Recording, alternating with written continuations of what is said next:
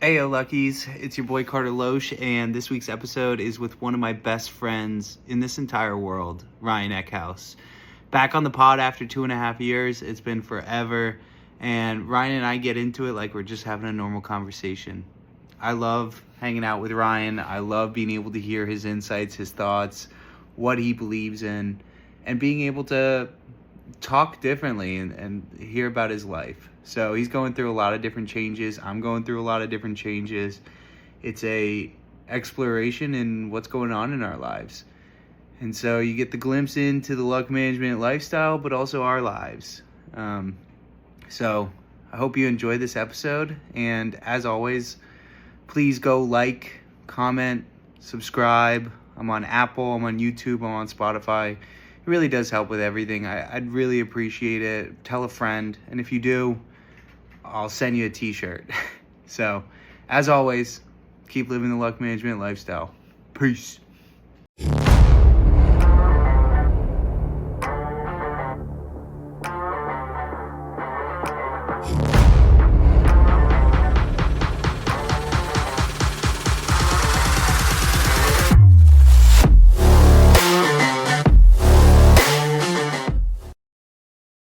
Ayo, welcome back to Luck Management. I'm your host, Carter Loesch. As always, we are brought to you by Charm ND. Hold a piece of Notre Dame in your hand. You can see a little bit of the stuff up here. You got a little bit of the earrings, all that stuff. And always brought to you by the Fighting Irish Spirit. So, welcome to the luckiest podcast on this earth. And it is my distinct pleasure, it is my joy to bring on one of my best friends in this entire world, a previous guest on the Luck Management podcast, my good friend Ryan Eckhaus. Ecky, welcome to the pod. Glad to be back. It's been too long. I think what did we say? It's been about 2.5, maybe 3 years since I've been on the pod, and I'm just excited to be back. It's been a long time coming. Dude, that's crazy to me that it's been like 2.5 years. Because, we just kind of move along. We do what we need to do, get it done. We're living our lives, but you came to campus for the Boston College football game. And I remember that when we recorded that Friday beforehand. And you know what we need to do is I actually need to go back and listen to that episode again. And the one key thing that I remember from you talking was like, you're not the main character. You remember talking about that? Yeah, I probably listened to that one about maybe 6 months ago to a year ago. So yeah, it's definitely fresh in my mind somewhat. Yeah, like being able to have you on, and I had just left Atlanta. I had moved to Notre Dame to go to get this degree and kind of start this new journey. And I remember us chatting, being like, okay, you get to see a Notre Dame football game. You get to go during Boston College when it's like snowing and pouring rain or pouring snow all over us. My dad has his buddies there. I mean, it was a tailgate that you couldn't ever forget, man. What a great time. Yeah, no, that was a great time and easily the coldest football game I've ever been to, and hopefully it will stay that way. That's true. My dad had friends that like literally needed to leave at halftime to go inside because they were too cold. Bro, I remember just standing out there. You and I were both in like, we look like we could have gone skiing with how much gear we're wearing because it's like 8 degrees. It's gray, but we have donuts, pizza, everything at the tailgate, and then we're out there in the middle of the game just catching snowflakes in our mouths. That was great times. Yeah, great times. And you know how it is down here in Atlanta. We don't have weather like that, although we've been getting pretty cold weather here recently. So I definitely was not prepared. I think I bummed a few different articles of clothing from some of your classmates.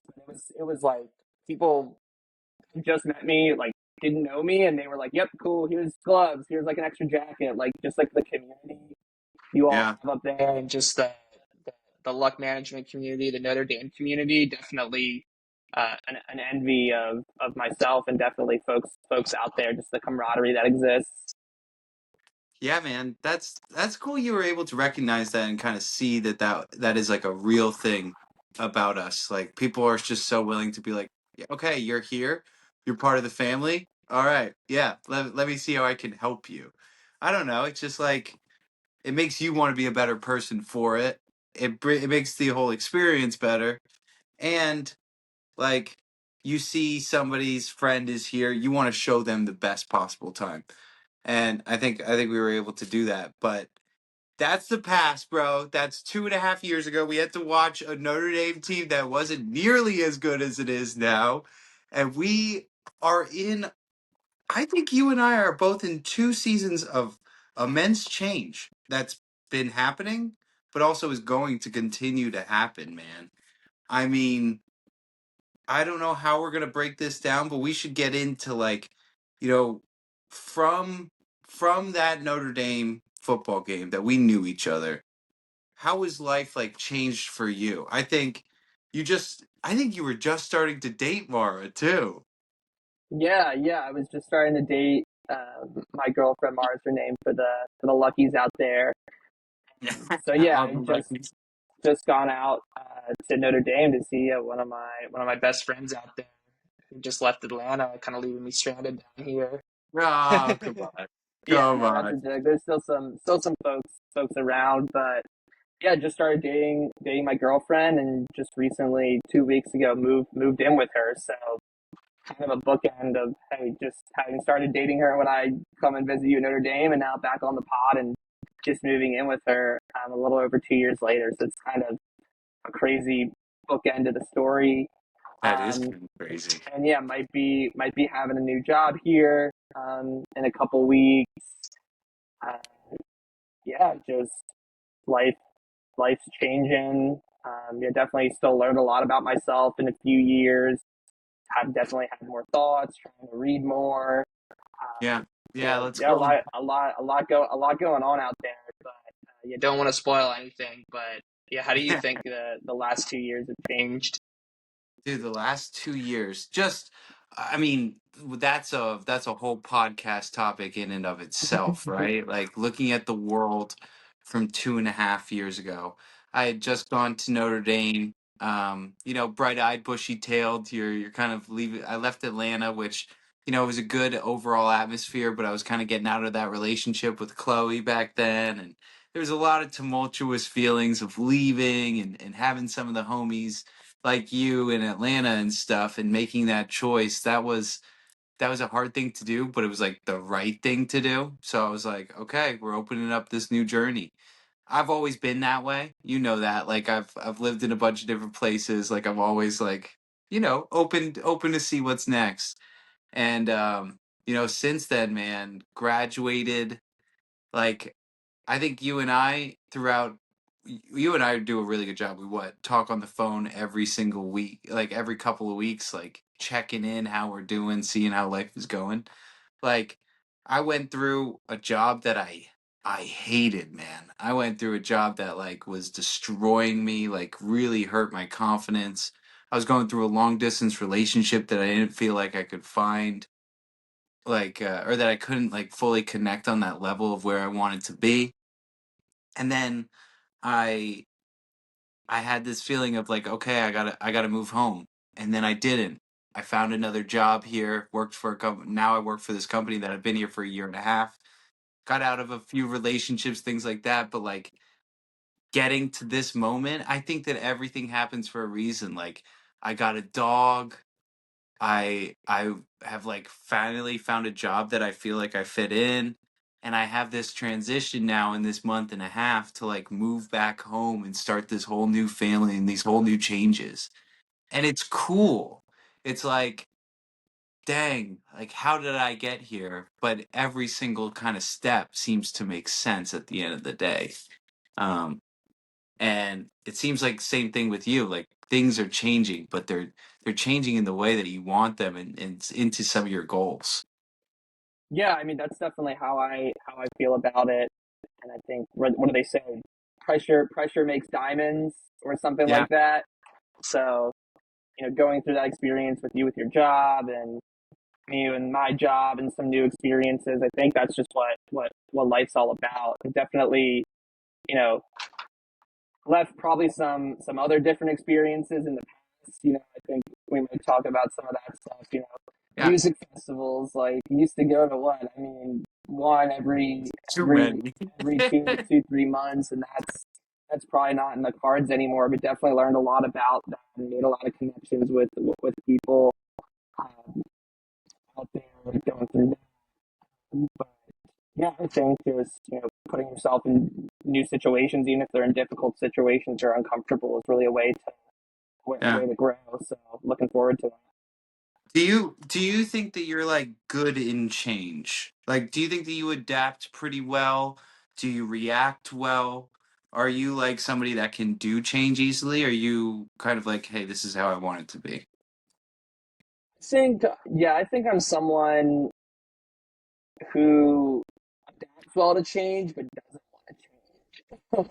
Like, that Fair. might seem weird, but I think it's human nature, right, to be just comfortable where you are. Yeah. And sometimes it's hard to change, but like sometimes eventually just something happens and there's just like a breakthrough. At least in my situation, my life, there's just like a breakthrough. I feel like sometimes where it's like, okay, like just gotta change, and then the switch flips. And then when that happens, I feel like I'm usually pretty good at adapting to any situation.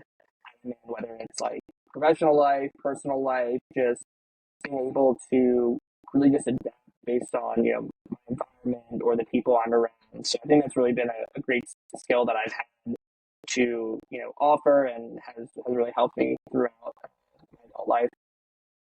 Yeah, man. I think through a lot of our struggles and stuff, it's like, oh, you went through a lot of these struggles. Like, how did you do it? So like, I I don't know. I just had to do it, right? I had to get through some of these hardships. I had to get through some of these hard times. And change, dude, is constant. And it's like a weird thing because we're always looking for the static form, or we're looking for this perfect sort of microcosm of how something should be. And then we just realize that like that's over in an instant too. Um, I've had to deal with a lot of change, and change has almost been amazing, to the fact that it's taught me like there are other things out there. But I'm stubborn, dude. I can sometimes be stubborn. Like I don't want to change. I'm having trouble changing. Like one thing, dude, and we've talked about this before. One thing I'm working on changing right now. I'm back off like the nicotine grind right now, and this is for all the luckies out there. I've done nicotine for like 10 years. People I feel like have listened on episodes and I've said I've like tried to quit it, but dude, that change is hard. Like that ability to quit. Like you've quit, right? So Yeah. it's been it's so hard to stop it, but I'm going to the sauna. I'm doing these things. I'm trying to create the change because you kind of get hooked to this one idea of like this is how it should be, and you attach say nicotine to like you're working out, or like you go to a concert, or after you eat, or it helps you stay up longer. And I'm trying to disassociate from all those things. So that's one change that I'm going through right now. Are you going through any changes right now? Um, yeah, I think the big one really is just potentially. I mean, besides moving in with my girlfriend, It's a big change. figuring just some career. Potentially gonna have a new job here coming up, and yeah, it's a lot to think about. Going from a situation to a situation you don't know. It's definitely a big deal. I mean, it definitely impacts like the trajectory of your life a lot. Yeah. So yeah, just trying to analyze it, make the best of all the different situations that I'm in, and try to make the most out of them. Obviously, nothing's going to be perfect or work out, but I think that just helps me because I'm definitely an analytical person. I don't think I really overanalyze things, which is a good thing because I That's know good. some people like overanalyze things. I think I just like I at least want to look a little bit into this and just make sure that hey, this is the best for me, or just honestly understand what I'm getting myself into or what I'm going through. Um, should definitely going through some big changes here, but definitely things are just taking it in stride. So excited to kind of see where they go. And I think in your case, man, we've been talking for the last couple weeks. So you moved in with your girlfriend, you moved in, or you're moving into this potential new job in consulting, and you're still kind of figuring it all out. I mean, it's a process, it takes time and stuff.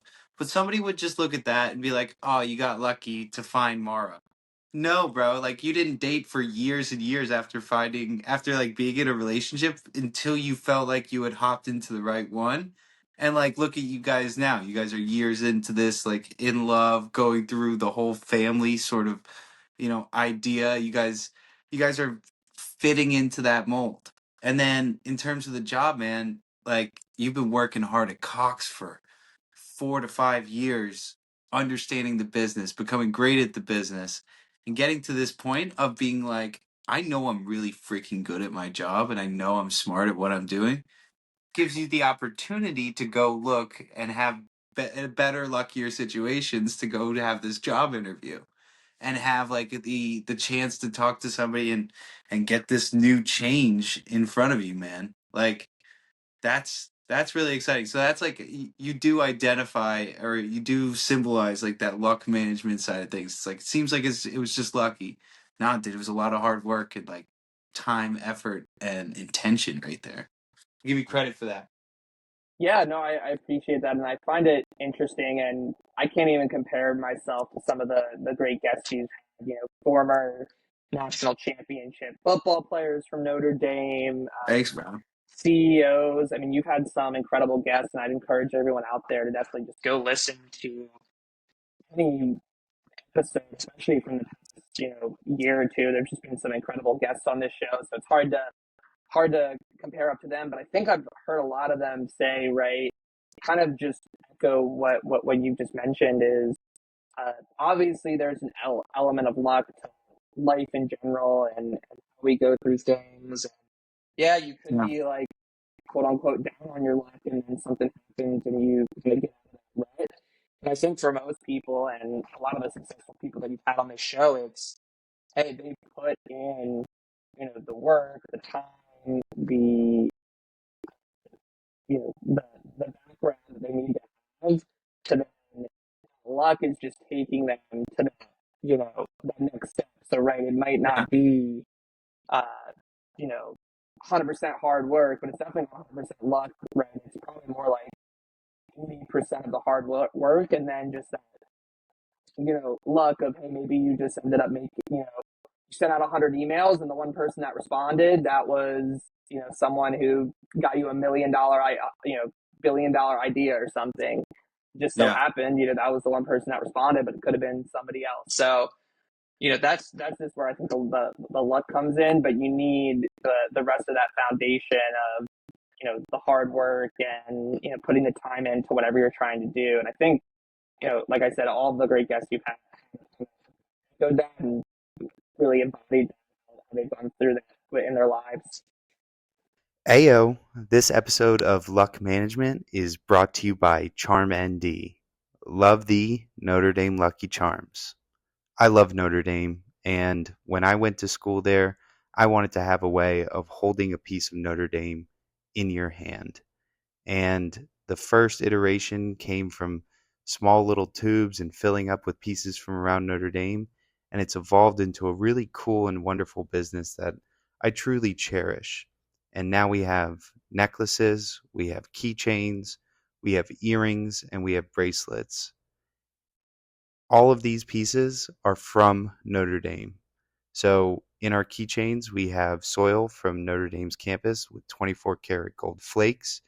We have AstroTurf from the Notre Dame football stadium and wood shavings from the old seats of Notre Dame Stadium, a true classic of history and tradition of the Notre Dame football way. We also have gold helmets that are painted with the same gold that they use on the Notre Dame football helmets and from the Golden Dome, straight gold from the Golden Dome. All these pieces are so incredible to me, and I hope that you all enjoy them.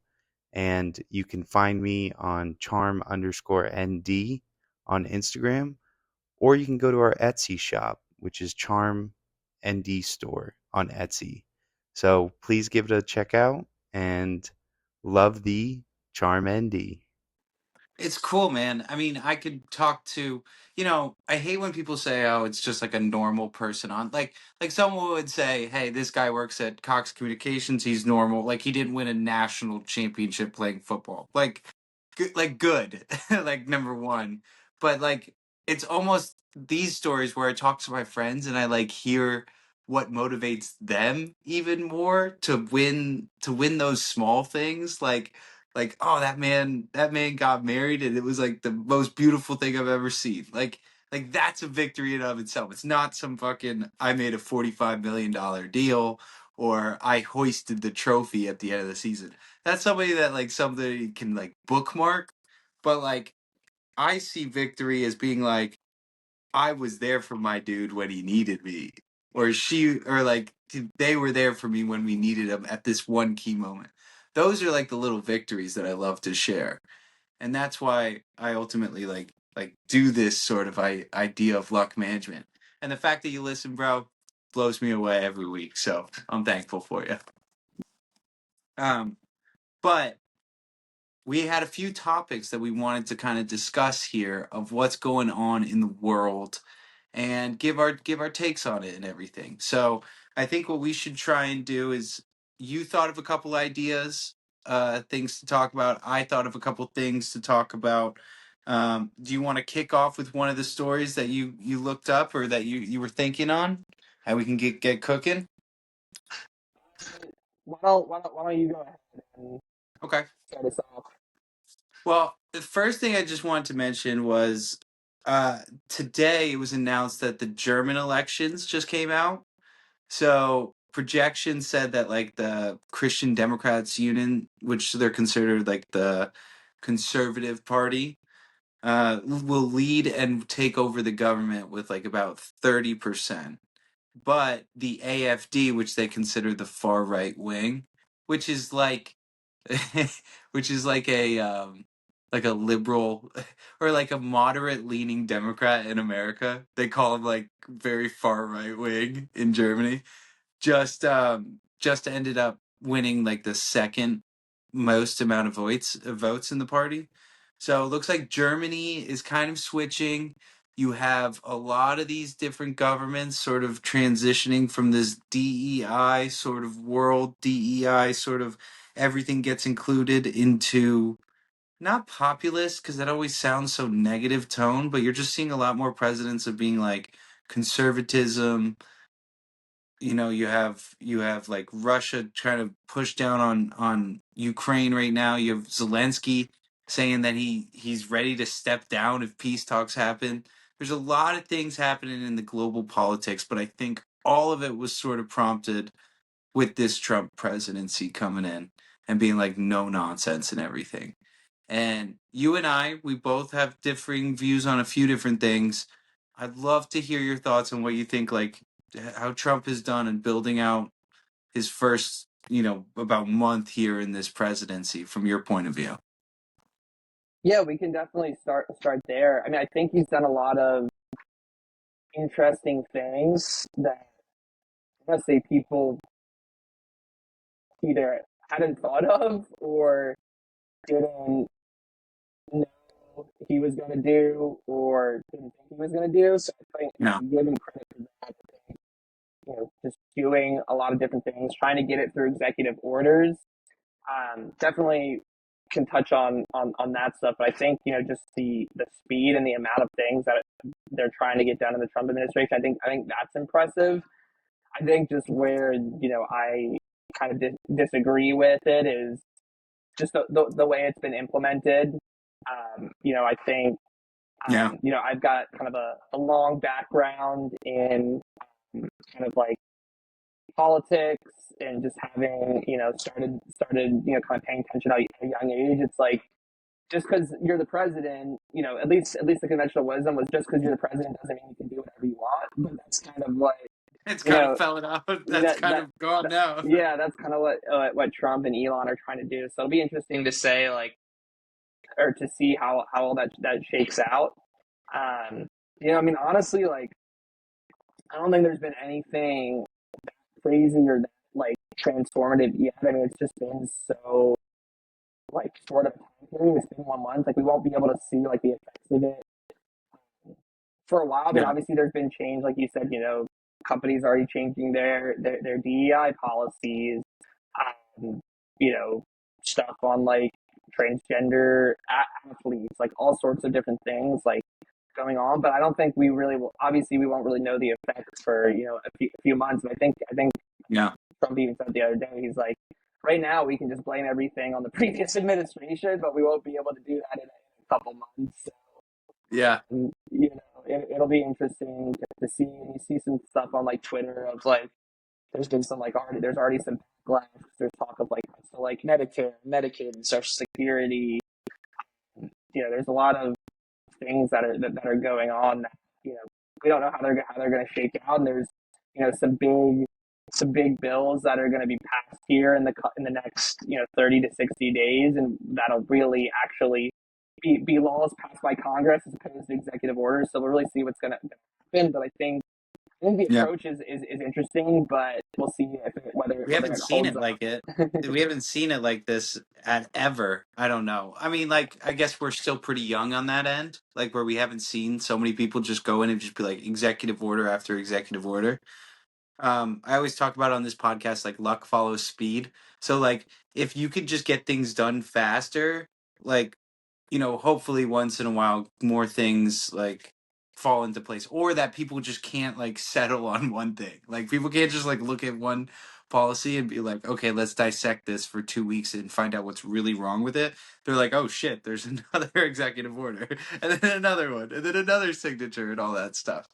I think he doesn't care. I don't think he cares about like a re-election coming up. He's just kind of like, I now know who is in office. I've done this for 4 years. I have a lot more of like an understanding of what is going on in the government. Whether you like him or not, he just has a better grasp of what he needs to do or what he wants to do. And he's getting his like people in. It feels like he's with smarter people. Now, in terms of Elon Musk, which I want to get into Elon Musk in a little bit, like, I don't know, surround yourself with one of the biggest and brightest billionaires ever. He's not perfect, but still, like, it kind of like makes sense. Like, he does make things happen. Um, I do think on a grand scale, though, it is an incredible show to watch. Like, it's like my life and your life doesn't change that much at the end of the day, but it is pure like entertainment to see him be like, oh, we're gonna take Canada and make it our 51st state. Like we're gonna go get Panama and make them ours. Now, I don't think that those like fall into war, because if we were talking war, then I'd be like, that's concerning. But like to make those jokes and stuff like that, I'm like, I kind of enjoy it. Like it's an enjoyable thing instead of having a corpse or like Joe Biden like just get fucking funneled out there to just mumble his words and then go back to sleep. Yeah, I mean, it's definitely an interesting show, and I think that's something that the Democrats are lacking. And I heard Stephen A. Smith recently on a podcast say the same thing. He's like, if the Democrats want to win, they need somebody who's going to fill the seat. They need an entertainer, and that's what President Trump is. That's what he did for his reelection. He's filling stadiums, filling seats, and even if you don't want Yeah. to listen to it, you're still gonna watch the show. You're still gonna tune in, and it's like that's what people want right now. And this, I think some of that's just kind of potentially like some of the negatives of our society have kind of like permeated that. Not like just that it's is like that's President Trump's fault. It's like just society in general, and just how we've ended up here is like people just want to see the show, and they want to be on TikTok, and they want to just feel right now. They just want to feel good, in the moment without really happening. And to his credit, he was able to play on that 2 or 3 different times, and become the president. So it's like, yeah, I mean, definitely surrounded himself with people that know what Yeah. they're doing and know what they want. So it'll be interesting to see. I think just a lot of people have a lot of fears about it, and I definitely some of them for sure like overblown. But I think some people that will be affected will might have some reasons to be skeptical, and so like I just Yeah. hope like we can come together and like say like, hey, everyone just wants, like, I think you and I, right, we just want what's best for the country, and there are some people out there that Yeah. don't want that on both sides, which is kind of sad. It's like Yeah. people just want to see other people get hurt or get stuff happen, but I think that's what Yeah. ultimately we need is just people out there that I want to do that. So it's like, yeah, for all the show, hopefully we can get back to, some sort of Common unity sense. or something. No, no, I actually 100% agree with you. It's where I don't like Trump and where I don't like some of this idea of the Republican Party is that it's actually like some people actually feel hurt by some of their policies. Now, I guess you could say that on the other side where it's like, oh, abortion, like moms get angry about, hey, if their child dies. But like it feels like the Republican Party can sometimes feel not inclusive of these areas, but they also kind of go towards a point of why they're not also as inclusive, like in terms of like the transgender sort of thing. I think a lot of Republicans think that way because it's coming back from like the biblical sense of like man and woman, God created man and woman, and so that they don't want that there. So people on the Democratic side say, hey, that you're looking at us like we're inhumane, like we're not normal. But a Republican has that feeling because of like the maybe the Christian faith, while also the Christian faith is telling you to accept everyone for as they are. So it's like it's so paradoxical, dude. It's nothing is black and white. You know what I mean? Like nothing is straight up, hey, this is only this way or this is only that way. There's so many gray layers to it, and I do find it hard to say like when we're at these parties and we have like these parties coming in and taking over power, it's such an ebb and flow back and forth, man.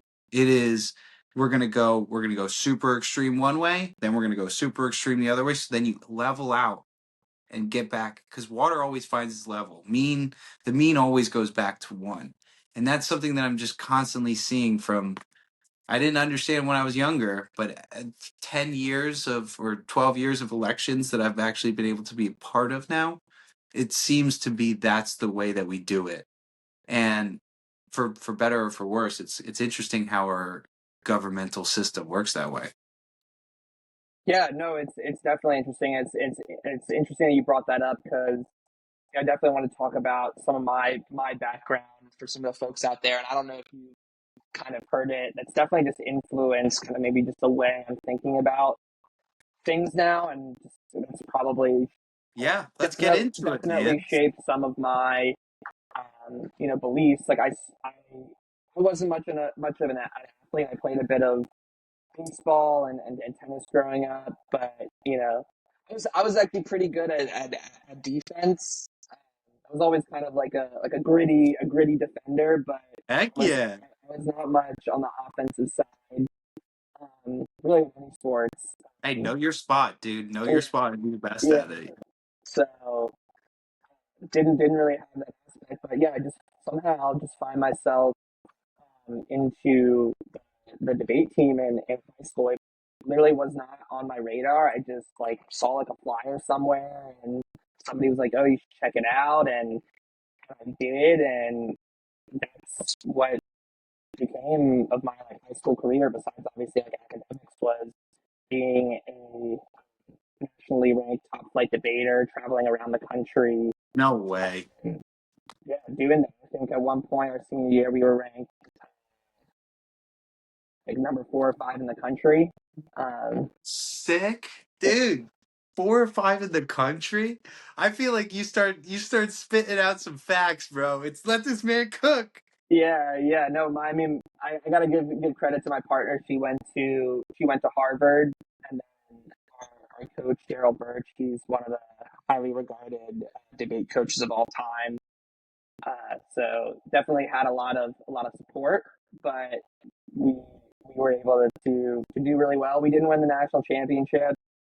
We made it. We qualified, I think, 2 out of the 4 years I was in high school, but I only did varsity for sophomore through senior year. So junior and senior year, we qualified for the national Yeah. championship. And then a year or two after I left, my high school actually did end up winning the national championship, which was awesome to No, see. you prepped them. You prepped them for Yeah, it, bro. yeah. And then what was it, my junior year, team we collaborated with, there was kind of Maryland didn't really have much of a foundation. Actually, Texas has some really big schools, like the Green Hill School, St. Mark's School. Those are some of the biggest cities have some really fantastic debate programs. Yeah. Definitely Atlanta, the Peace School, Westminster School. But Maryland didn't really have that foundation until like the early 2000s. So we were kind of like a conglomerate of all the Maryland Yeah. schools. You And guys were made out of the garage, right? Like, yeah, and this other school, Centennial High School, they won the national championship our junior year, and I was there at the national championship and helped them prep for some of their no way. debates. And yeah, it was up till after midnight seeing them win the national championship. So that was awesome to be a part of that journey. But Yeah. didn't quite get there myself. So tell me about that, man. Like, do you remember the first time you went to debate and you saw it and you felt it? You were like, I can be a part of this. Like, this is really cool. Was there like a moment for you?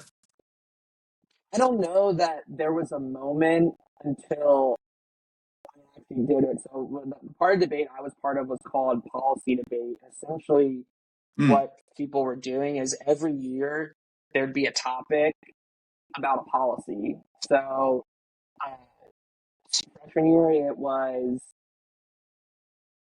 exploring space. It was how should the federal government invest in space travel? And this was when we still had like NASA doing things. So this was like before like Yeah, all yeah, SpaceX and stuff were doing things. Sophomore year was transportation. So, like, how should the government invest in our transportation systems? yeah. Which, some of these big cities could definitely use that. Like California Railway could really use some fucking policy. High speed rail was a big one we talked about in in camp that year. So during summer, instead of like having a normal summer, debaters you would go to like debate camp and you would prep for the season that way. Yeah. So I went to a couple different schools. Junior year was Latin America policy, which is super interesting. So, Oh, cool. like, what Yeah. should we do with like Cuba, who we have like our embargo with, or Mexico, who's a big trade partner? And then our So was senior it all year, in was it all in context of being with like America, being America to debate it, or you were yeah, It's it not was like Model UN where you're jumping no, around different countries. it was always what should the United States federal government do. So Damn, that's cool. if you were on the affirmative, you would support the federal government, doing this action, and if you were on the negative, you would be against it. One of the most common strategies on the negative team, and this really ties back into our political discussion, was it's called a politics argument, where you would say that whatever the policy that was being proposed by the affirmative team would affect a crucial happening currently in Congress. So remember when Mm. like Obama was going on, it was like immigration reform. There was stuff with like Russia. And there would be like spending bills and things like the debt ceiling that I Yeah. think more people are more familiar with. And that's kind of how I got really involved with like just politics in general because my partner, she was the person who ended our speeches when we were on the negative side, and she always wanted to go for the politics position and say we can't do this like transportation policy because we have this bill in Congress that it would impact. So that's kind of just how I really learned about like the ins and outs in Congress and kind of like the limitations of the executive versus the legislature versus the judicial. So I think I just have Mm. like a unique perspective there, and people that have been in that policy debate realm, just Yeah. know, and not to anyone's discredit, just know a lot more about how politics work at an early age than like anyone that I know at this age, unless they're like a lawyer or That's involved in so in it. politics Yeah. or doing that. So that just is some Do of you my think you would jump? background. Do you think you would jump into it? Like, do you think you would ever pursue a career in that, like down the line, or did you think about doing that? I haven't thought about it till recently. But I don't know that I'd want to be a politician, but yeah, politics does just like fascinate me, and not just like the whole like Democrat versus Republican or like elections, but more like, oh, like Congress works, like how is like a bill passed, like there's committees and there's subcommittees and there's all these different things and concessions that are like given to like Iowa corn farmers. So like someone from Iowa votes for the bill, Yeah. or like protections for like storms in New Orleans because of the hurricanes and stuff. So I think just like really like the nitty gritty details have always interested me. But yeah, I don't know that I'd want to get into politics. So I know that was kind of a long rant, but it kind of had to come No, full no, this is circle. great. I think this is really good because in terms of like US aid, like think of US aid, right?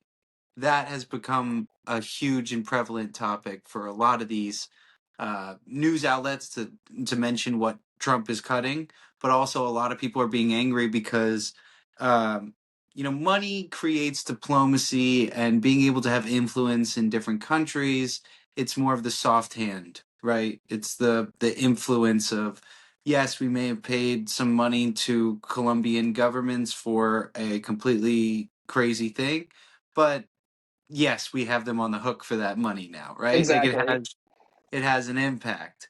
Have you seen any of this US aid and been like, hey, there's a lot more to the story here, or I don't know, like what are your thoughts on some of this? I mean, you got to always read between the lines, right? Yeah. So no, I definitely saw some of that when doing high school debate. I should have parsed through. I think I still had some of the files going back to that. I definitely heard about USAID probably when I was like 15 or 16, and people are just hearing it for the first time now in 2025, right? Yeah, So, yeah, I mean, yeah, my understanding of it is that it's exactly like you said, right? It's just a function of our government to just curry favor uh, in other countries. So, like, there aren't like anti-American sentiment. There isn't like a rise in terrorism in certain places. Like, it's to foster like goodness for America around the world, so that we don't have enemies, that we have more allies.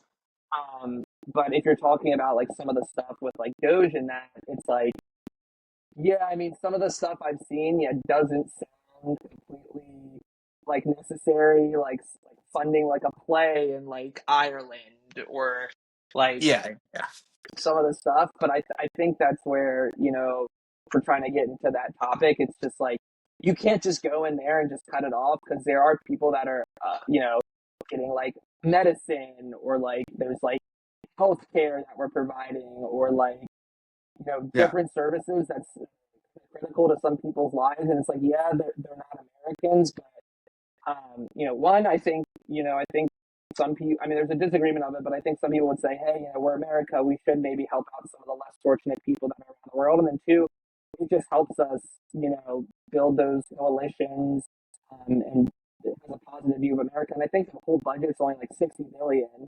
So, if you're really looking to cut stuff, that's just not the place um, to, yeah. to go about it. But yeah, we can definitely talk Look more at our about military spend, it. right? Look at how much we spend on bombs. Ayo Luckies, this episode is brought to you by Charm ND. Charm ND, hold a piece of Notre Dame in your hands. This year, I've gone on a quest to make sure that you guys are able to have the best Notre Dame products that feel like you're on campus, that you're in the spirit, and that you enjoy, and get a piece of Notre Dame. And so I have added a couple new things to the repertoire, from earrings, bracelets, keychains, all that. But our newest one is the Motel keychain, where it's a key to Notre Dame Stadium with a golden helmet and a shamrock. And then it's also a key to the Golden Dome. So get your novelty pieces, get your pieces ready for St. Patrick's Day coming up. And this always supports the podcast. So thank you very much. And love thee, Charm ND. let's get back to the show. Yeah, right. I think that anytime anyone talks like, "Hey, this was $50 million for condoms in Gaza," that's obviously not the full story. It's probably like a lot more affirming care, being able to make sure that people are safe. That's a part of the budget, so people pick the biggest thing. Sex sells, right? Like you can make up a story, you can do all that. Um, and I do wonder. You said, "Hey, some people think this way." I think that there's so many issues in the United States, but that doesn't mean that we can't go out into the world and still try and solve other issues. I am a little bit more so on of that nature. Hey, like let's focus on what's around us, but I also can understand why people are spending money on, an influence in China. We need to keep those relations up, things like that. So, um, it's interesting. And I think one of our biggest people there is somebody who is also a master debater. Masturbator. That's funny. Master debater. Um, but you have like Trump and Elon that like they will fight you tooth and nail to get to the end. Like when you are doing some of these when you're going through some of the policy things from your debate teams and stuff, what like really surprised you about how diplomacy works, or even how just like the debate style works, that maybe some other people wouldn't understand? Like they don't, like, hey, let's make this plan and let's get it done. Sure. But you've seen kind of the inner workings of how these policy pieces work. Can you give like an example of like where it's like we don't realize how much more intermingled or different it is than just a simple process? Yeah, I think a lot of it is just kind of what the United States should do as like a form of diplomacy. It's like, should we give people money, or should we have like a military intervention, or should we just do nothing? And there are very smart people, scholars that write about all these topics on all different sides, saying, no, we shouldn't do this. Yes, we should do this. And, like you were saying, like soft power is, kind of when we, give Yeah. people money and then curry favor, and then hard power is like, hey, we exert, military force on people. There's even different like theories and like schools of thought of diplomacy that are out there. There's like philosophers on like the theory of the different theories of diplomacy.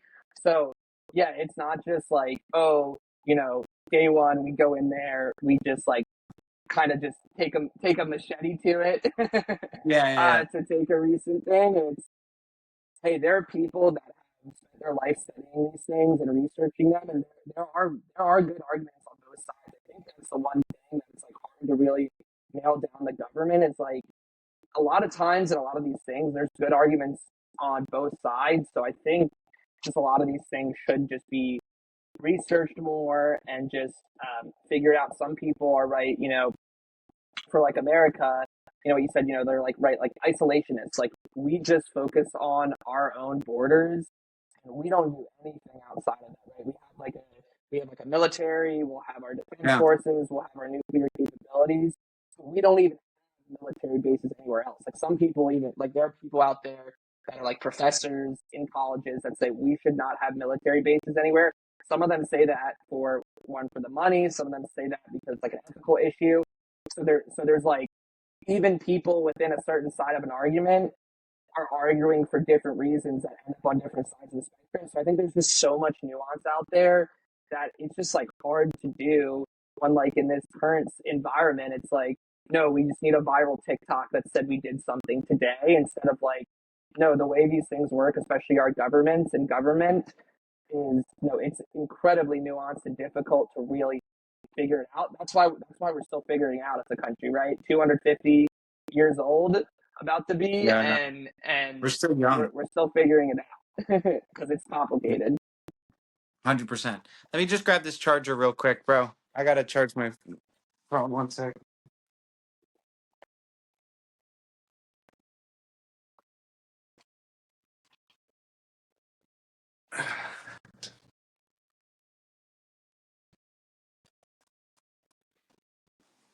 All right, I gotta plug this in 1 sec. Um, this has been dope so far, bro. Yeah, All right, let's but just yeah, I make gotta sure. I gotta charge. I'm trying to figure out how to Hey, we're best, both charging up. best way to charge this.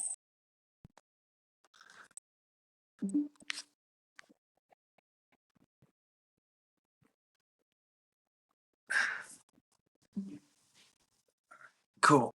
All right, we're still recording. Um, yeah, the diplomacy of it all. I mean,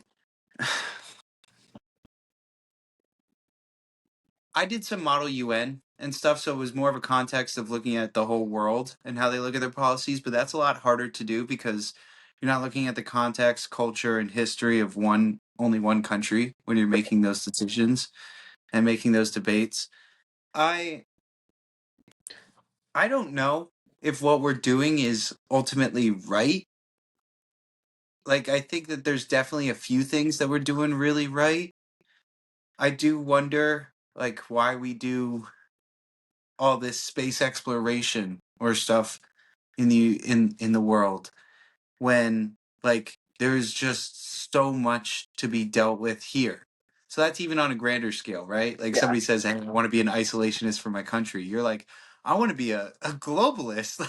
Let's just care about our own Earth before we start looking for fucking aliens and shit.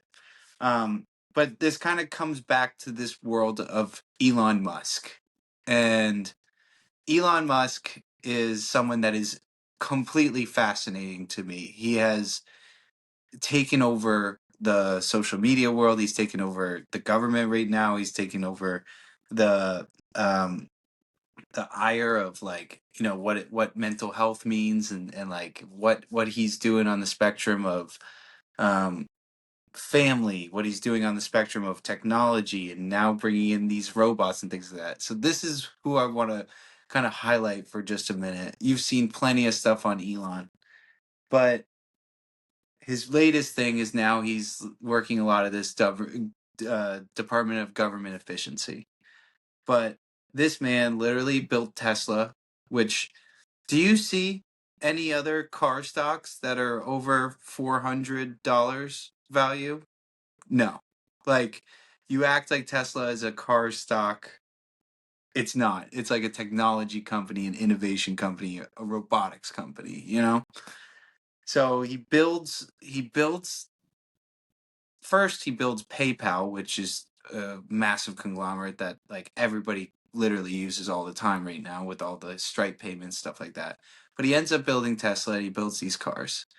He starts out being super, and I guess this is more of just like an autobiography, but he starts out being like super liberal, working on like the governmental side of creating these EV credits, building out, hey, we're going to create a cleaner, safer earth, right?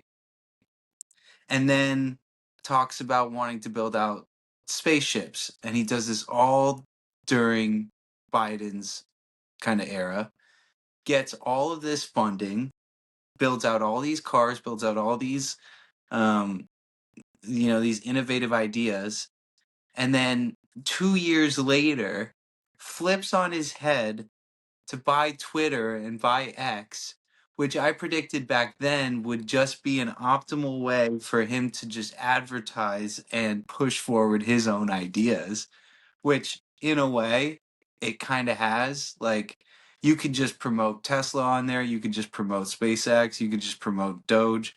And now he bought a literal social media campaign that you and I both use, which I think it's probably the best social media, but also the worst social media out there. And then he ends up saying that like we need to take back democracy by joining forces with Donald Trump after he gets almost assassinated. And then by doing this, he ends up picking up the Republican Party essentially for all of his cars. So like what before owning a Tesla was democratic and progressive has now been moved to a world of Republican and conservatism because you support Elon Musk. So everyone's buying his cars.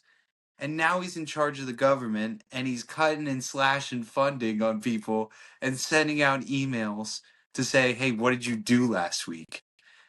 I guess that's the longest rant you've heard about a guy, but does that not just blow your mind? Like his like intermingledness and everything is insane. Yeah, I mean it's crazy how much he's part of the pop culture now. I mean, like you said, PayPal, Tesla, X, formerly known as Twitter, Yeah. government, like it's, I mean, that's four big whammies right there. I mean, I don't know how you could get much bigger. One thing that interests me, and I probably have to go back. I mean, I would love to read like an autobiography like of him from like earlier, like the PayPal, like early Tesla days. I think that's something that I should put on my list to do because I know there's some books out there, and I think it's just fascinating to see that. But yeah, right now, I mean, what he's doing, um, I don't know how he's managing all these companies. That's one of my big Me questions. neither. Is obviously no one human could have the time to do all this. So like, what is he really focusing on? And it's probably the governmental efficiency right now, which is sort of interesting. Like, oh, okay, hey, I've got hey, I should say, I'm a Tesla investor. I mean, I've got a couple shares or something. So, Yeah. hey, so, right, I'm a shareholder, and the CEO isn't Are really you working. focusing on your stuff? Yeah. Yeah, yeah. So it's a little interesting to see.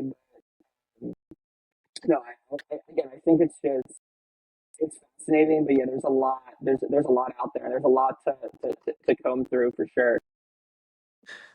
Even on that end, man, I mean, he's becoming one of the biggest AI people in the entire world. Like Grok 3, I know people don't look at it as the same level as GPT or Perplexity and some of these Google or DeepSeek, right?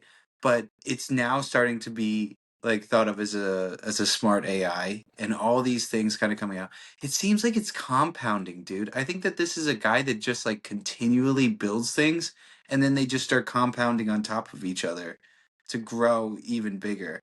It's yeah, love him or hate him because some people think he really sucks, but like that man gets shit done. Like I would like to see him actually, if you focus on too many things, you never get anything done. It seems like he's kind of just inching everything towards, I don't know what, maybe oblivion, but I don't know. I'll have to probably hop into one of his Tesla taxis at some point.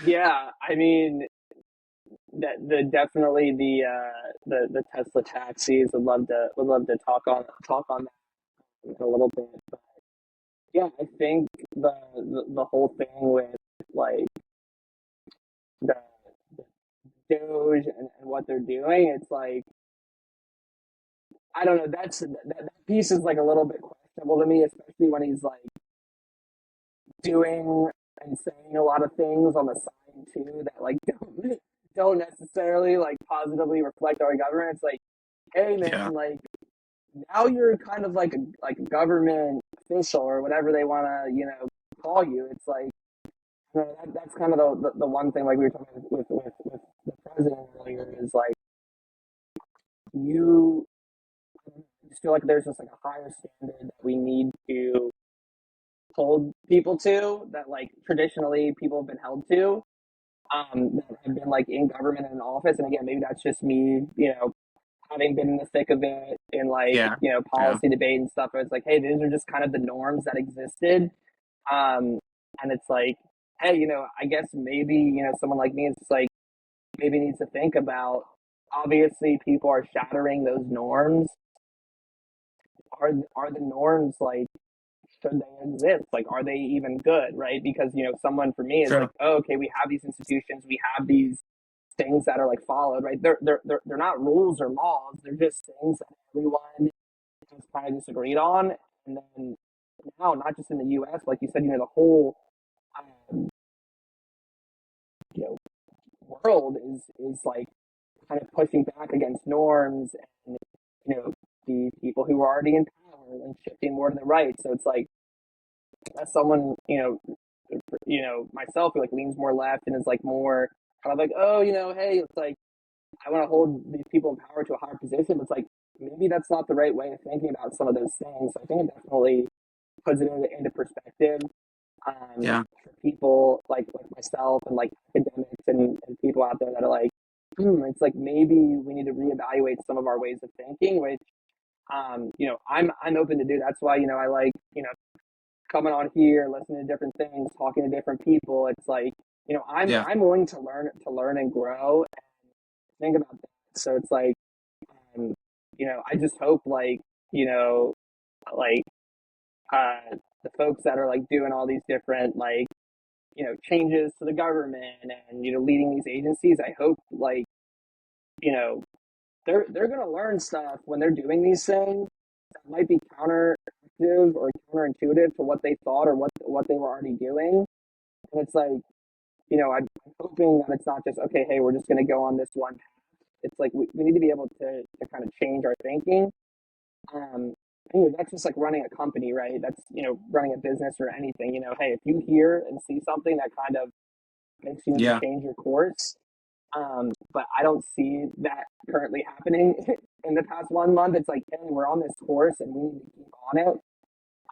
So I think that's my biggest concern is like how much of this is just like predetermined versus like, okay, hey, I'm willing to like accept a difference of opinion and those sorts of things.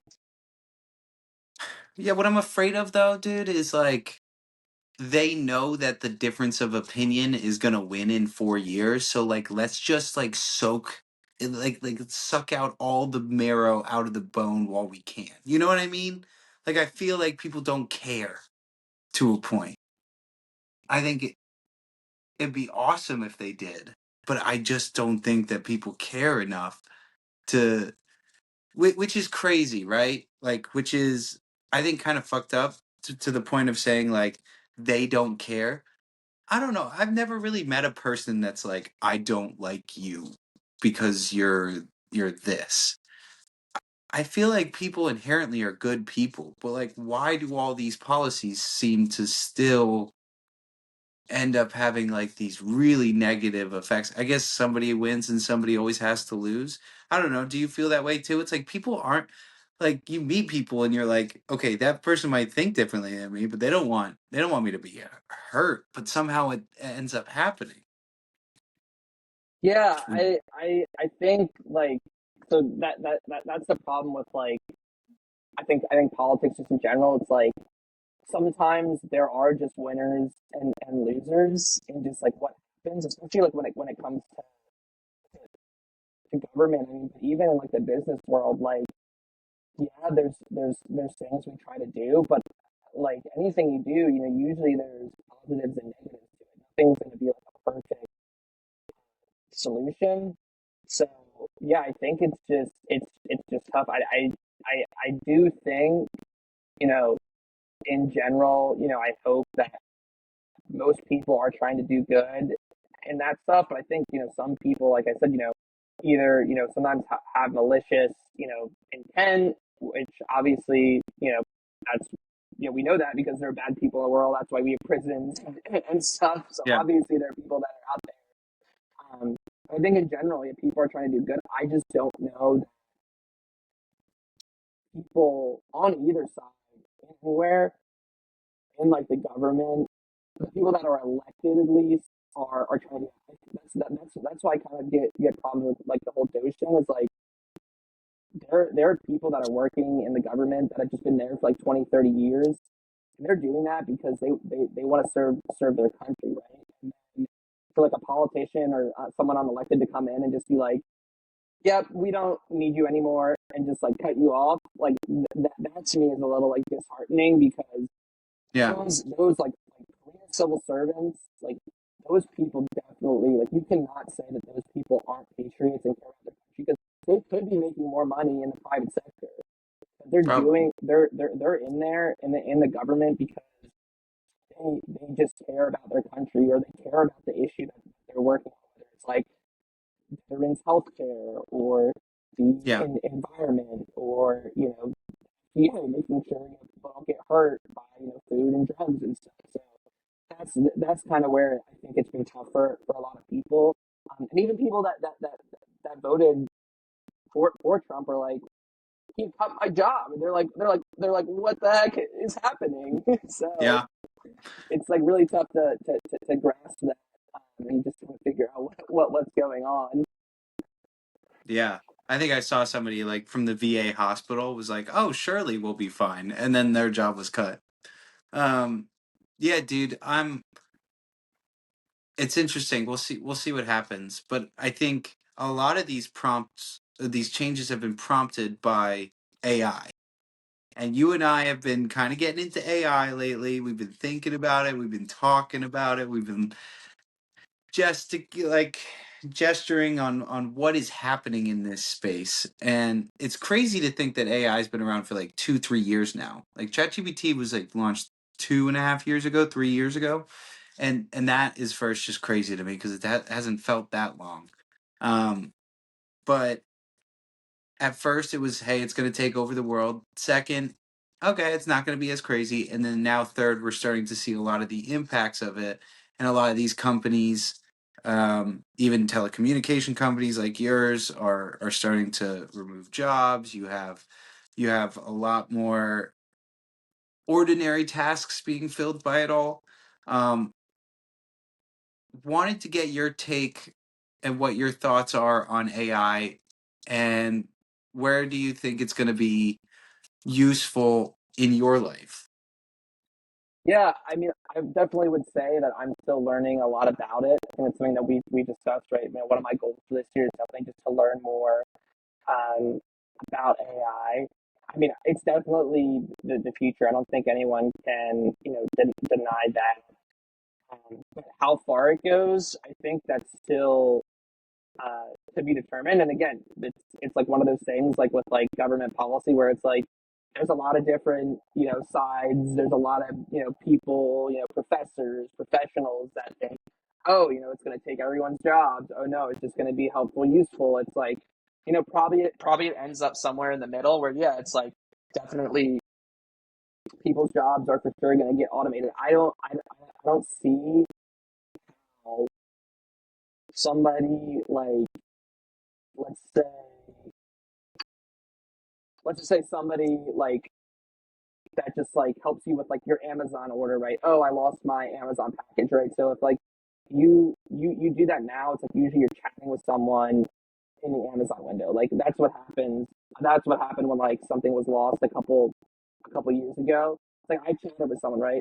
It's like 100% that person's job is gone with AI. Like 100%.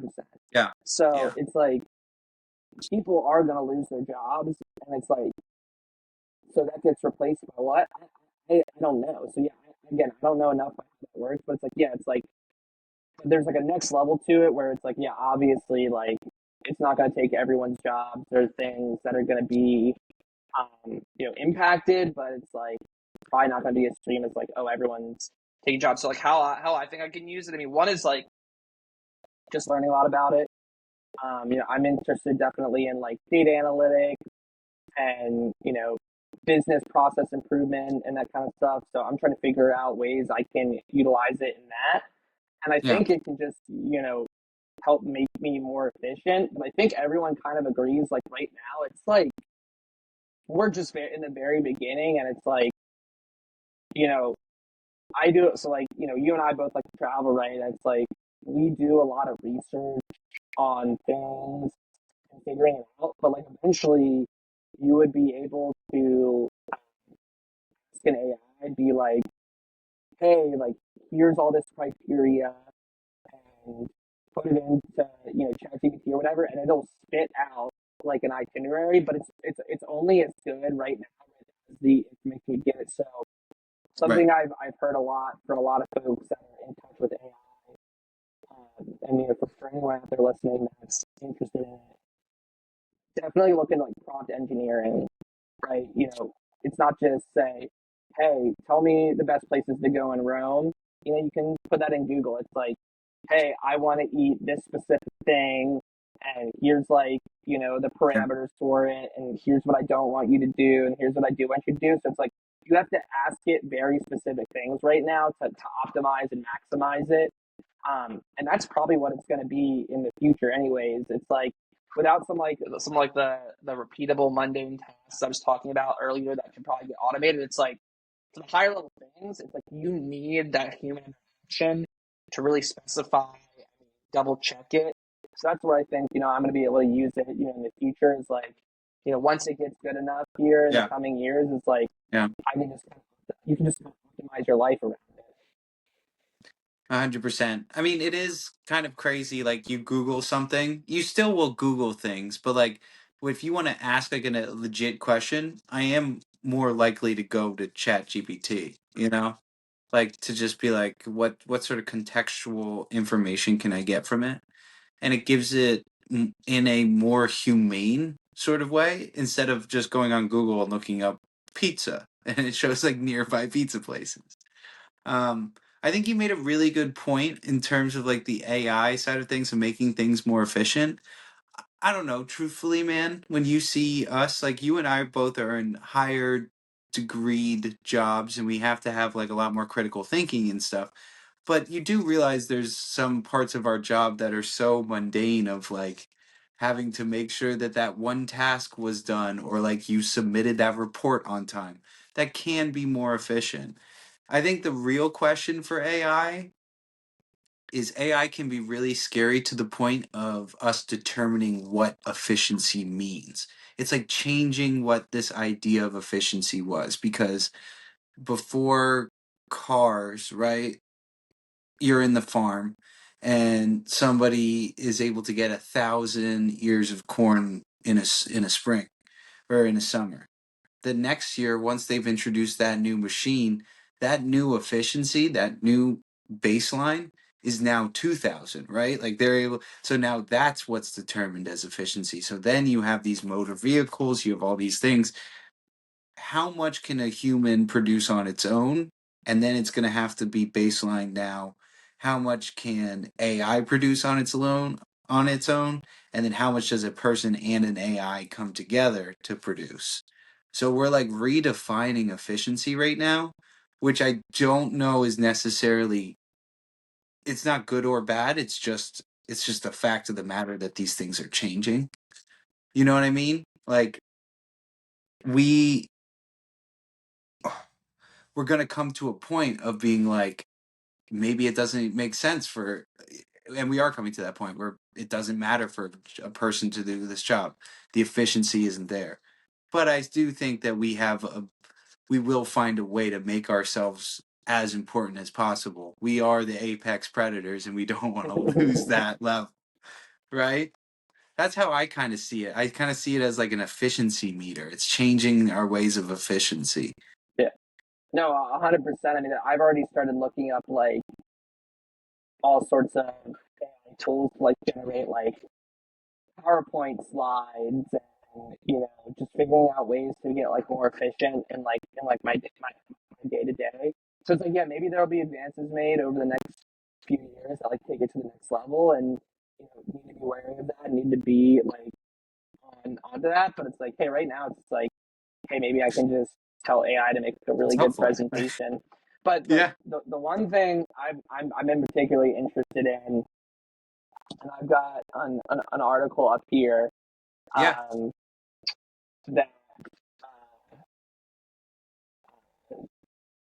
that these self-driving cars, which you kind of alluded to earlier, Yeah. because right, BYD, which is like a EV company in China, is like a big rival to Tesla. And I just saw their like full self-drive equivalent is called God's Eye, which No is way. which is interesting. They're gonna put it, on all of their, on like, says 21 on 30 of their cars, like they're 21 on 30 of their models. Um, but apparently, it might not be, as good as they think it's gonna be. Like, apparently, it might rival or be better than full self drive that Tesla has, but they still have not perfected it to where right, it can be completely automated driving. Yeah. There's no accidents. I was thinking the other day, like while we're thinking of things to do and like driving around, I was like, this is 100% what Atlanta and at least America needs because people just aren't good drivers, or more so, they're just driving distracted. Like, I've definitely cut down my cell phone use a ton, but like when I didn't It's bad. like hands-free capabilities, which I do now in my car, like I don't really need to use because like I could just play on the screen, which even that's not great. Yeah, But yeah, yeah. but all these times when I see people accidents or making crazy maneuvers, I look at them and they're either looking at their phone or they're talking on the phone or they're not even paying attention. And I'm like, that might be an area that I want to get more into. But I mean, obviously there are these companies like BYD and Tesla and what Uber has invested in it. They're already so far ahead, but it's like we we, we need this because just some of the traffic in these cities, I think Houston's kind of like it too, is just beyond the pale, and it's not because there are accidents. It's one because there's so many people on the road, so we need like obviously some transit, but in lieu of that, it's like we just need people driving better, more efficiently. That's what it is. It's just efficiency driving is what we really need. Yeah. No, I 100% agree with you. Let AI fix the things that are like the worst things for us, right? Like the shit that you have somebody having a bad day and gets on the road. That's a lot of road rage. That's a crash. That's somebody maybe dying. That's a big thing to think about, dude. I'm 100% with you. My mom always says before I get out on the road, watch out for crazies. And she means it. Like, there are so many bad drivers here in Houston. I'm not saying I'm amazing, but I think it says 90% of drivers think that they're like 20% better than every other driver. So if everybody thinks that they're a good driver, we are all living in the biggest oblivion ever. Now, where I do think it could be great is like Uber and stuff like that. Like, hey, I need to get from this place to that place, and then you have this sharing of cars. I just think that America is so invested in their own owning their own car culture. I wonder how you kind of like shed that light. That's a super interesting point, and I was thinking about that too, right? Because a lot of it is talking about, oh, okay, yeah, it's like a shared experience. You just have this one self-driving car that like everyone, is just able to utilize. And yeah, I was definitely thinking like I don't know how that would work in America, which is a great point you brought up. It's like I mean, there's kind of a what like a health issue with it, right? Potentially, it's like Yeah. I don't want to share a car that all these people were in, but True. people already do that with Ubers, so it's like maybe that's not really a big concern, but it's like yeah, there's just so much car ownership, and it's honestly kind of integral to our economy, Yeah. or at least used to be, maybe not so much anymore, A little um, less so now. Yeah. but how does it affect it? But I think it's definitely a great question of like American society and culture. But I mean, I think if that's one thing that we're gonna do as a society, not just as like the United States, but that's like the world. I mean, if somebody can figure out drive like self-driving cars, like I mean, obviously they're gonna be a trillionaire, like not even a billionaire. They're gonna be a multi-trillionaire, maybe Yeah. even more. Um, would just I feel like just go a long way. Any just sort of self-driving transportation. Maybe not for airplanes the way things are going right now, but definitely for cars. Yeah. And I don't think that I can you when you like when you categorize the United States as a full piece too, I think that's where you run into issues.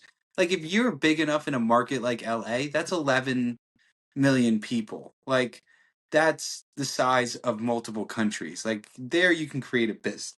So you need to be able to do it there, then you need to do it in San Fran, then you need to do it in New York City. I mean that's what a half of America's population like right there anyway. So I think it can be done. I do wonder when you were kind of talking about the AI of those like machines of like subways and things like that, or like those sort of services. I feel like they already are pretty mechanical as it is. I don't know how you can make AI more inventive there, but I I love my car, but if I was able to comparably get to wherever I needed to go for not having to like deal with all the oil changes and all the like having to have that, cool. It's just like these long trips. So people will never get rid of their cars because if they need to go somewhere completely separate. It is weird being interdependent though on a company being like I can only get there if this thing can drive me. You know what I mean? Yeah. So I get like 20 miles per gallon. If you can go electric and I don't have to deal with any of that, I'm like, we're good. All right. Now, where AI I think could really work is on some of the like healthcare side of things. Like I think that somebody looks at somebody's DNA and says, "Hey, this procedure works best for this." That's something that you and I don't work at it anymore and you're not huge in it right now, but I'm excited to see like where healthcare goes. But I go and wonder, do they want to solve these issues? Do you charge more for like a magic pill that saves you from this thing, or do they want to keep the treatment of you going to get these pills or something? That's where I want AI to be like validated and actually governed in the right way. You know what I mean? Yeah, I mean, healthcare is super interesting. I mean, right? Yeah, that's the problem that I forget what age I kind of you kind of discover that it's like there's like a sinister thing to the healthcare industry where there's like an incentive to keep you sick, right? Because if everyone's Yeah. healthy, then it's like, well, then hey, they don't make as much money, but also, there's just an incentive in general for people to be healthy. But yeah, I mean, I think if when an AI comes to that, yeah, I've seen some people be like, oh, like they're training these AI models, and they're just not where they need to be right now, for like diagnosing things. But hopefully They'll get there. they'll get there. But I mean, I would not want to be a guinea pig for that, right? I would want like a trusted doctor from like a good medical background to be there. But again, I think it's kind of like you were saying earlier. It's like an efficiency thing, right? It's like, oh, okay, it's like it can help, all these like electronic medical record stuff, Yeah. or billing, or all these things that like doctors have to do, all like the administrative stuff, like just all these different things that can just increase efficiency, which then would put that efficiency hopefully back into the actual care that people are provided. So hopefully, maybe some of that is involved, but yeah, maybe the actual like care and like diagnosis and treatment, yeah, that's definitely I think something that's going to take a lot longer. But I think like what we were saying earlier is hopefully there's like the efficiency gains on some of like the other tasks that can be put back into the treatment and Yeah. help of actual patients that hopefully we can get to that. Yeah, dude, I just want AI to make sure I live until I'm like 85. And then I'm good. Then I'm You're good. good. Then I'm like anything past that is bonus land for me, man. Um, but talking about AI, talking about all this crazy stuff in the world and kind of going forward, you've created a lot of these new changes in your life that are going to be awesome and like new living spaces, new work coming in the future. What is really exciting you for the future here? Do you got any trips planned? Um or is it just, hey, I've got these new things, I'm excited to see what they mean to me? I think it's definitely a little bit of both. I mean, got some weddings coming up here in about a month. Gonna go back to Savannah for like the first time since what I Great think spot. since I was a freshman in college. Um, got some weddings on the West Coast later this year. So gonna look forward to that, celebrating people's um, life events, and then yeah, I mean just adapting to kind of my new situations. But yeah, I think just the big thing, you know, still need to be better about is I'm just trying to learn more this year. So like trying to read a book a month, trying to read more about AI, just trying to um, do more research. And yeah, maybe that means cutting out some of my time on like social media, or cutting out some of the other stuff that's just like not as valuable to my time as like just trying to It's you not know serving me. yeah. Yeah. So that's what I'm trying to do. I mean, still trying to figure it out, but I think there's a lot to be excited about. Yeah, definitely trips, and definitely Mara and I like to cook a lot, so I think definitely gonna explore that a lot more with her. Oh, cool. And, yeah, hopefully making some more Who's dishes, better? trying some new. I gotta say, she's probably better. I think she's had more experience with it, so Yeah. Yeah. so she's probably better. But um, we we like doing that a I bet lot. you got your delicacies though. You got your ones that Yeah, hit, and she's yeah, got yeah. I hers. feel like I'm a pretty big burrito guy. So I think that's where I definitely excel. Ain't nothing like a good burrito. Yeah, Come on. yeah. So no, I'm excited for what's going on. But yeah, it's just kind of crazy how busy life is. It's just a grind that never stops. So it's exciting to be a part of. How about you? I know you've got some exciting changes coming up. What are you thinking about? Yeah, man. Well, first, just on yours. Yeah, it's crazy to see these changes from a couple years ago from us hitting a concert like every weekend. Like it was literally Weekend. every single weekend. We would hit one or two. Like and you think about like how things can either stay the same or things can change. Like I still go to a good amount of concerts and stuff like that, and I still go to these events because they bring me joy and stuff, but like they shift on your like importance, I think, a little bit. Like I'm not always like this is so important to me now that I need to continue to do this. And change is good. That change is really really good. Um and I feel like that's kind of what's been happening in my life. Like I've always had so many different changes. I've been in this job for about 15, 16 months now. This is like one area that before I was always changing, but now I feel really happy about having the consistency of my work. Like I know what I'm doing. I'm really good at it. I'm setting records right now. I'm getting calls. I'm doing the things that I need to do for business development for a skills management company. Like I've become really good at it. So that's like really cool. So I have that like wanting of continuation factor there. Then I do have a change now in where I'm living. Like at the end of March, like the beginning of April, I'm moving back to Charlotte. And I'm gonna be closer to my boy, Ryan Eckhaus, right here. I'm gonna be closer to family. My dog's gonna have a backyard. I'm gonna be within a few miles of my parents that I haven't been for 10 years, like since going away for college.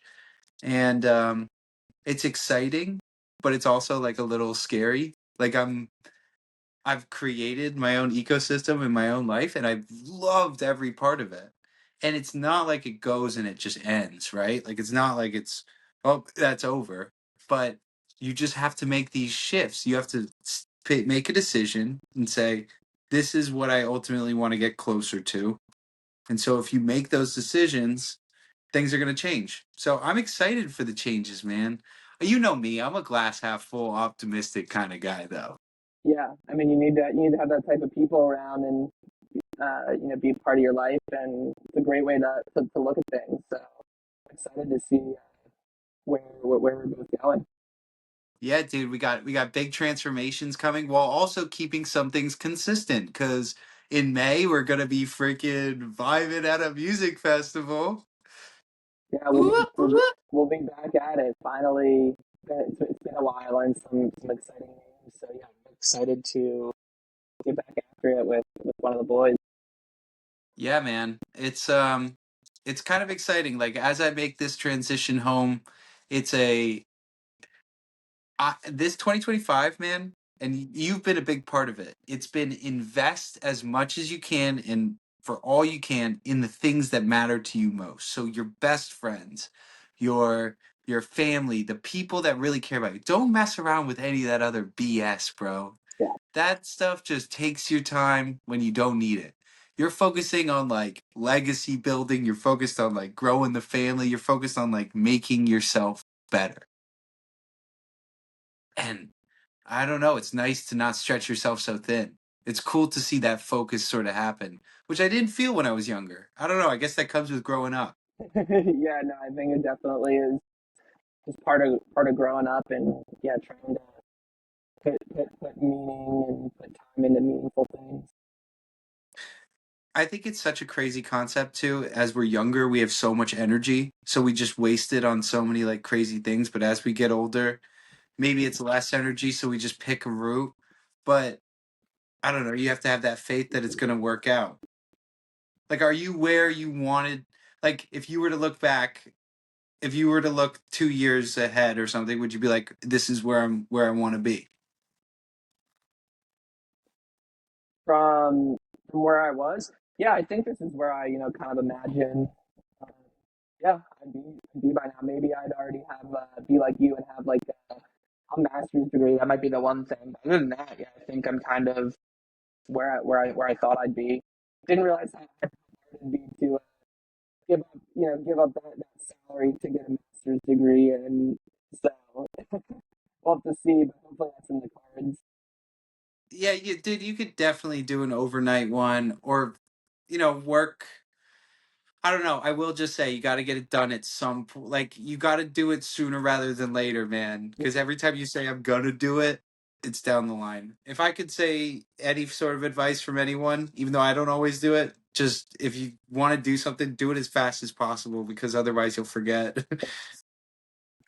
but But bro, I think we've hit like a ton of different topics today. Some amazing like tidbits and stuff like that. And I know we didn't have some main source agenda, but bro, I love talking to you about these sort of things. And I feel like you being able to come on and catch up and like get back into some of your thoughts in your life it was really special for me to hear because I talk to you almost every couple of weeks, and these are different things than what we normally even talk about anyway. So I thank you, bro. You're a part of luck management. You're a big part of my life, and I love you, bro.